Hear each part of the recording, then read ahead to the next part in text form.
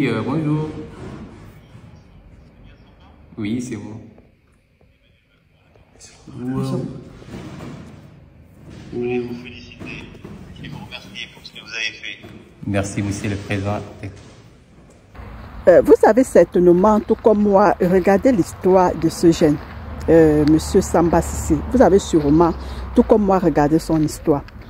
Je ne sais pas avec quel œil vous avez regardé. Je ne sais pas si, quand vous avez regardé, vous avez tiré des leçons ou bien vous avez regardé juste avec un œil d'émotion, au fait. Parce que quand moi, je regarde des révélations pareilles, je peux appeler ça une révélation hein, parce que ça a été révélé aux yeux du monde. Quand je regarde des révélations pareilles, j'essaie de tirer des leçons. J'essaie de voir, en fait, j'essaie de décrypter un peu le message qui est caché derrière cette histoire. Et je vais partager avec vous deux messages très importants de la vie, deux leçons très importantes de la vie que j'ai tirées de cette histoire de M. Samba Cissé. Comme vous l'avez vu, pour des personnes qui regardent la vidéo maintenant ou qui vont regarder des années bien après parce que je vais mettre ça sur YouTube. En fait, il s'agit d'un jeune homme qui a sauvé une famille de 6 personnes dans un incendie à Paris. C'est-à-dire, il a sauvé une famille dans laquelle il y avait 2 bébés, il y avait leurs parents et les autres enfants aussi. Donc, ils étaient tous au nombre de 6. Et ce jeune homme a eu le courage de les sauver. Et il était perché au bord de l'immeuble pour sauver cette famille-là. Et l'histoire que je vais partager, l'histoire que j'ai appris de cette leçon, c'est que tout d'abord, je vais vous dire, quand vous regardez les histoires pareilles, il faut essayer de tirer des leçons qui se cachent derrière l'histoire.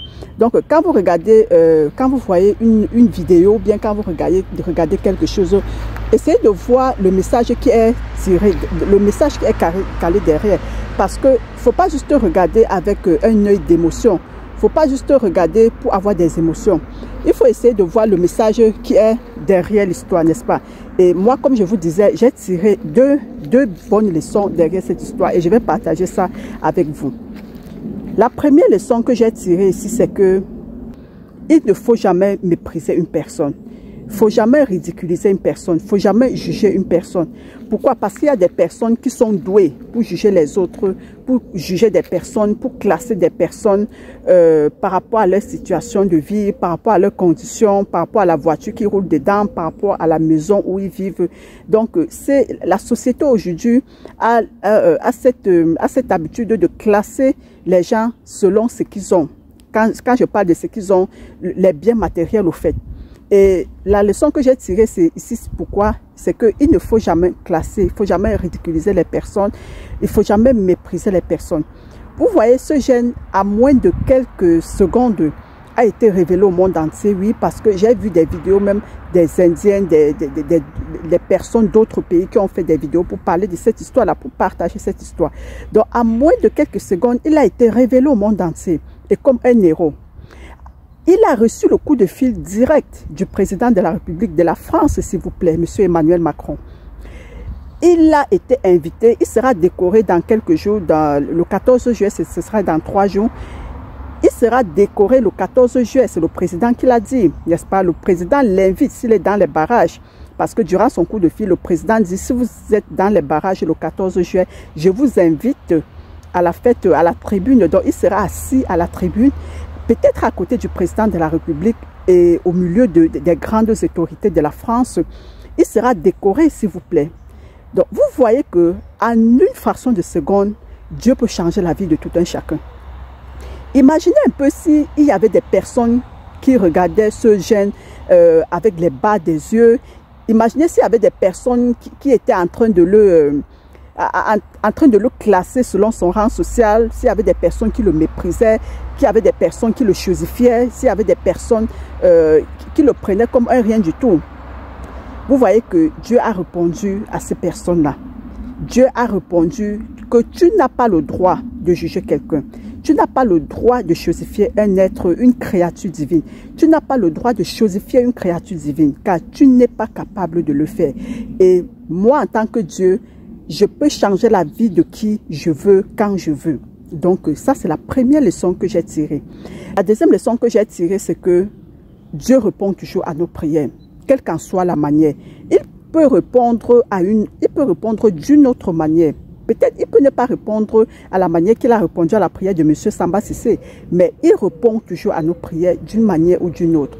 N'oubliez pas que ce que nous demandons, parfois, ce que nous demandons à Dieu, parfois ce n'est pas toujours ce qui est bien pour nous. Et Dieu, en tant que notre Créateur, il sait ce qui est bien pour nous. Et ce qui est bien pour nous n'est pas toujours ce que notre cœur désire. Je répète, ce qui est bien pour nous n'est pas toujours ce que notre cœur désire. Donc, notre cœur peut désirer quelque chose et Dieu voit que cette chose-là, ce n'est pas bien pour toi. Ou bien, le moment que tu es en train de demander, je ne peux pas te donner ça maintenant parce que si je te donne ça maintenant, tu ne pourras pas gérer au fait. Imagine si tu demandes de l'argent à Dieu et Dieu voit que non, la somme que tu es en train de me demander, si je te donne cette somme en ce moment, tu ne pourras pas gérer. Et il va te faire traverser par des situations qui vont te donner de la sagesse, qui vont te permettre de travailler comment tu peux gérer de l'argent afin de pouvoir te donner cet argent-là. Tu peux demander une maison à Dieu et Dieu voit que toi, tu n'es pas capable de gérer cette maison que tu es en train de me demander. Tu es en train de me demander une maison de 5 chambres, de 4 chambres.